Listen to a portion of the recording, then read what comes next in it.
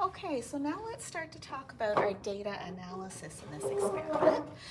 The first thing we're going to have to do before we can figure out our torques is think about our forces and do a force analysis to find the tension in our bar tape. And once we know the tension in the bar tape, we can calculate the torque on the wheel. Okay, let's start with question 2. Draw a free body diagram for our hanging mass. Notice we've got a point here in red. It says that our mass is accelerating downwards. So our free body diagram, we've got our mass. The tension in the bar tape holds it up. The earth pulls it down, the force due to gravity. If we take our coordinate system so that positive y is up, if we do the sum of the forces in the y direction is mass times acceleration in the y, we'll have tension minus the force due to gravity equals mass. Here's the tricky bit. Here's what the hint is telling about us. The acceleration is downwards. So when we write ay, we say minus a. So this is negative and this is magnitude. Determine the expression for the tension. So that means solve this expression for t. T minus mg equals minus ma. T equals mg minus ma.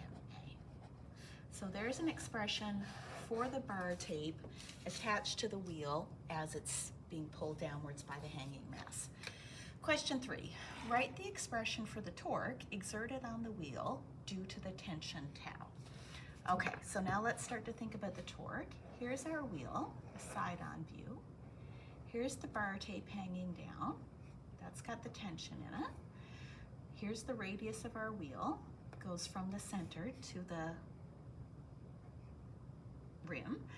If we want to find the torque due to the tension, we'll do R times the force, the tension, times the sine of the angle between the R and the tension. Those two things are perpendicular, so we've got times sine 90. So my torque due to tension is R times T, but up here we said T was mg minus ma. So here's an expression for our torque due to our tension. Okay, we're getting somewhere now. Okay, question 4. Since we know that net torque is equal to I alpha, write the expression for the net torque acting on the wheel in terms of the torque due to tension, torque due to friction, moment of inertia, and angular acceleration alpha. So for torque due to friction, the wheel is pinned by these 2 screws. It moves pretty freely, but we can still have a little bit of friction at the center of the wheel.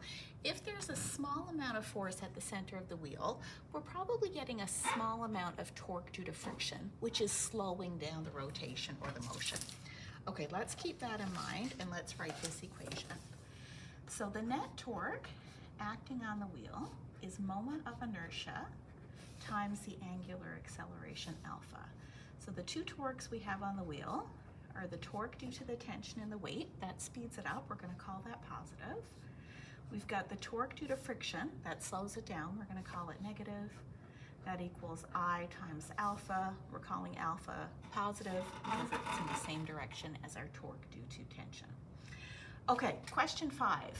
If we did a plot of torque due to tension versus alpha, what information would the slope and intercept tell us? So let's take this equation and let's bring our tau f to the other side. Torque due to tension is I times alpha plus tau f. This looks familiar. This has the same form as y equals mx plus b. If we line these up and we put our torque due to tension on the y-axis and our angular acceleration on the x-axis, then our slope will give us our moment of inertia and our intercept should give us the torque due to the friction. Okay, so this is how we're going to use our graph to find some information. Sketch a plot of torque versus angular acceleration. I think this form was a dead giveaway. We probably think that's going to be linear. Okay, so there's our thoughts. Now we have to go ahead and start making this graph.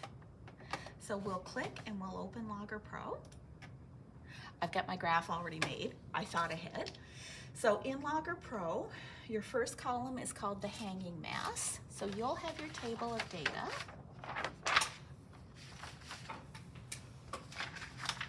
So you'll have your table of data that has all of your hanging masses here in kilograms. You'll type those in. You'll have your acceleration in the other column. You'll type all of those in. That'll give you a graph that looks something like that. We're not finished yet. This is acceleration versus hanging mass. We want torque versus the angular acceleration. We have to make those columns ourselves. Okay, so your lab instructions do tell you how to do it, but I'll walk you through it as well. So maybe I'll just even move the camera in a bit to focus on that screen a bit closer. Okay, close your eyes if this is gonna make you dizzy.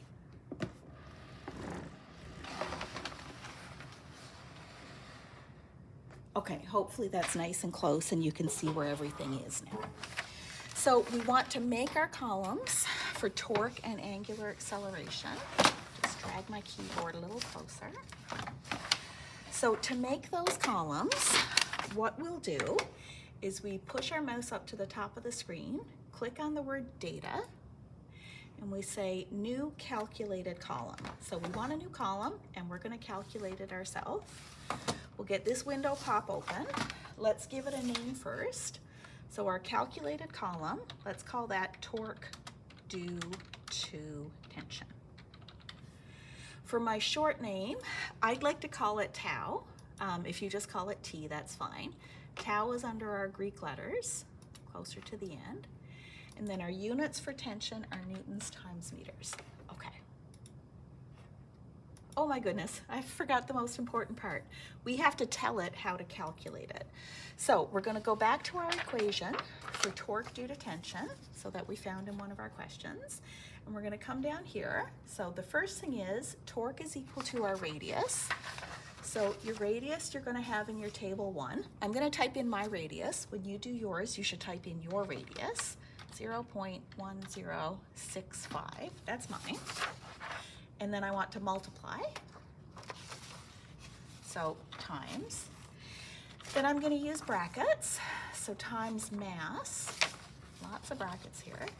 So mass, so that's my hanging mass. If I click variables, I can choose hanging mass, times 9.81, close that bracket. So I've got my radius times mass times G. Now I've got to subtract mass times A, another bracket here. So times mass times acceleration.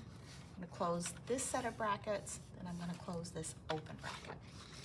Okay, so my torque due to tension is my radius, then I've got brackets, m times g in brackets, subtract m times a brackets. Now we'll hit done. And then here's a column that has my torque due to tension. The computer has calculated it for me. Okay, I also need my angular acceleration, so I'm gonna do this again. Data, new calculated column. I'm gonna call it angular acceleration. I wanna give that a symbol of the Greek letter alpha, so we'll go Greek lowercase alpha. If you just call it A, it's okay. Angular acceleration, from our theory, we said angular acceleration is the linear acceleration divided by the radius. So we'll come down here for our expression. We'll choose acceleration, and then we'll say divided by, that's on your keyboard. Go to our table if we've forgotten our radius, and we'll type our radius in again. I'll put in my radius, you should put in your radius, and then we can say done. Okay, so my angular acceleration column has popped up. Now I have to tell the computer that that's what I want to graph. So I'll click on the word acceleration, and I'm gonna choose torque due to tension instead. Then I'm gonna click on hanging mass, and I'm gonna choose angular acceleration instead. Okay, that looks a little funny. I'm gonna auto scale it. This looks nice. This looks like the shape that we thought we were going to get. So this looks like this. Now I'm gonna do a linear fit.